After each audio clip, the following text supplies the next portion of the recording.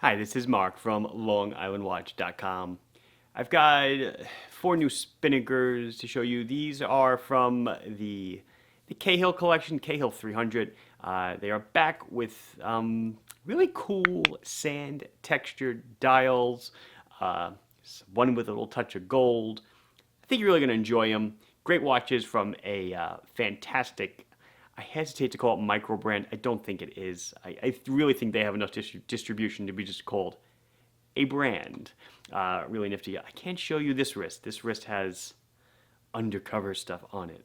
But on this wrist, I am wearing the Islander ISL 54.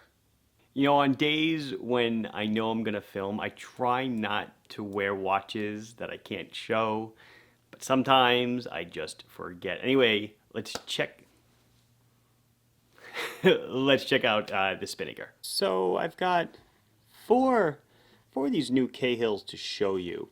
The only one that's really, I guess, a great deal difference is the forest green one. It's got a gold bezel and gold markers and stuff. We'll do a detailed look at the blue one, of course, simply because I like it. It looks really nice, and well, of course, it's blue, right? So the Cahill is not. Get my notes out. It is not a small watch by any stretch. It is 43 millimeters in diameter. Okay, it is 13 and a half thick to a, it's very slightly domed, but it's got more of a step at the bezel. Very slightly domed sapphire crystal with anti-reflective coating on the underside. It's 50 on the lug tip to lug tip here. It's a nice solid screw down case back. This is model number SP-5096. It's like dash 01, 02, 03, 04. Very easy numbering scheme. A 22 millimeter lug. These all four are going to come on the straps. They do sell models on the bracelet. For now, I'm just doing the strap version. It is a screw down crown. It is a full 300 meters, 1,000 feet roughly, of water resistance. On the leather strap, it's going to come in at around 104 grams, 325 bucks. Nice aggressive texturing on the bezel. So it's a Seiko NH35 movement. So that is a hand winding and hacking movement. I pull out the crown to set the time. Let's adjust myself a bit. The second hand does indeed stop. One click out, and I can change the date. The date is done in negative. It's not matched to the dial, but is a black window with white writing. Let's get out of that little danger zone there. So the blue model, about 40 hours of power reserve. The blue model comes with silver hands, silver markers. I didn't mean to rotate the bezel, but I did want to talk about the bezel. But let me get the bezel back to where it belongs. Okay, nice little orange pop on the tip of the second hand, and it matches the orange writing on the dial.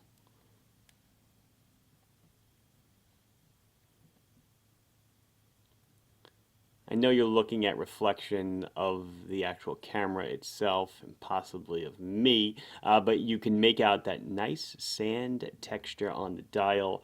You see the loom is a little bit, it's not white, it's a little creamy, if you will. It's not as dark as old radium loom, but it looks nice. The bezel.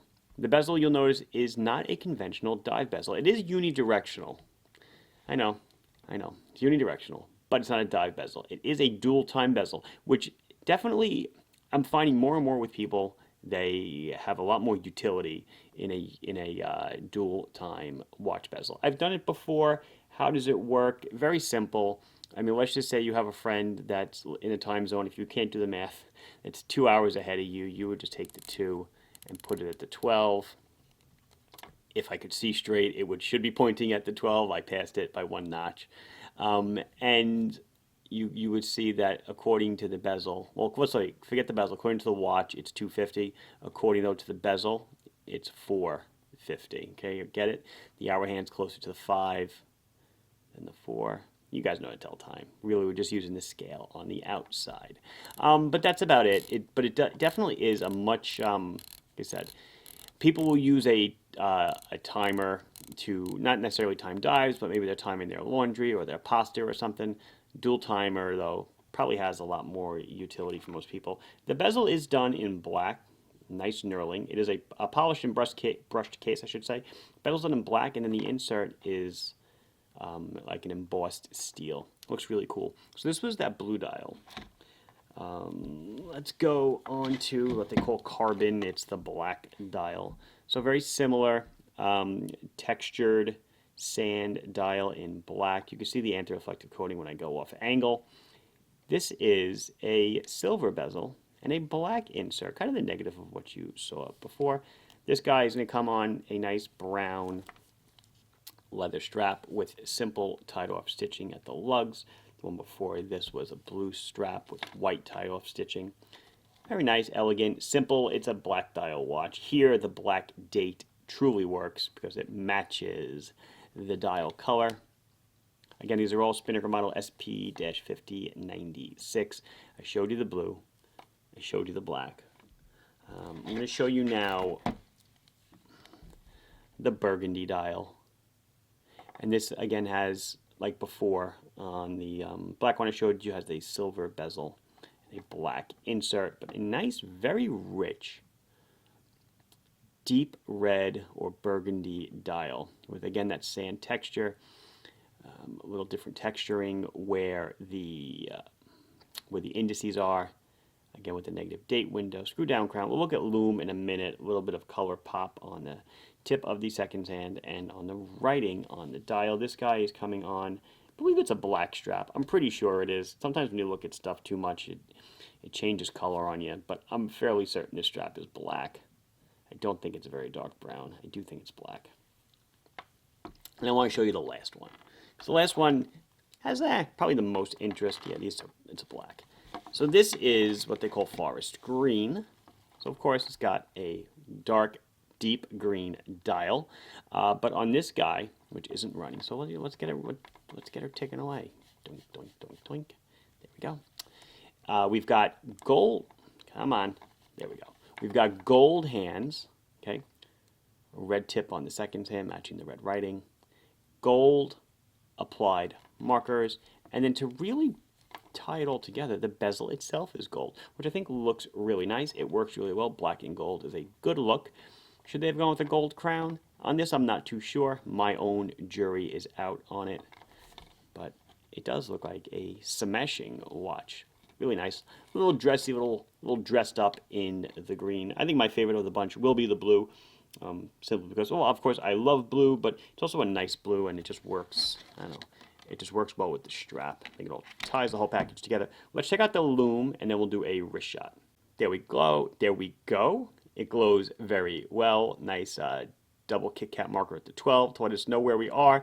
We do have a little half index at the 3 where the date was, so we don't lose any of the Loom there. Looks great. Easy to tell the time. So there is the blue dial on my 6 3/4 wrist. That's where I would be on the strap.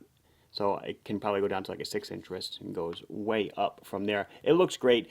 It is a little bit of a larger watch for me at 50 millimeters, lug tip to lug tip. But I do wear large watches. I think it works perfectly fine. And the thickness, even though it is a Seiko movement, is not terrible at around 13.5 millimeters.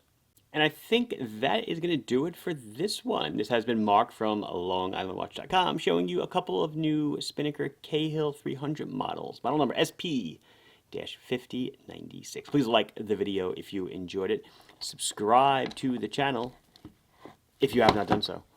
One day I'll tape these together. Questions or comments, put them down below, and I'll be sure to address them as soon as I can. Thank you very much for watching. Bye-bye.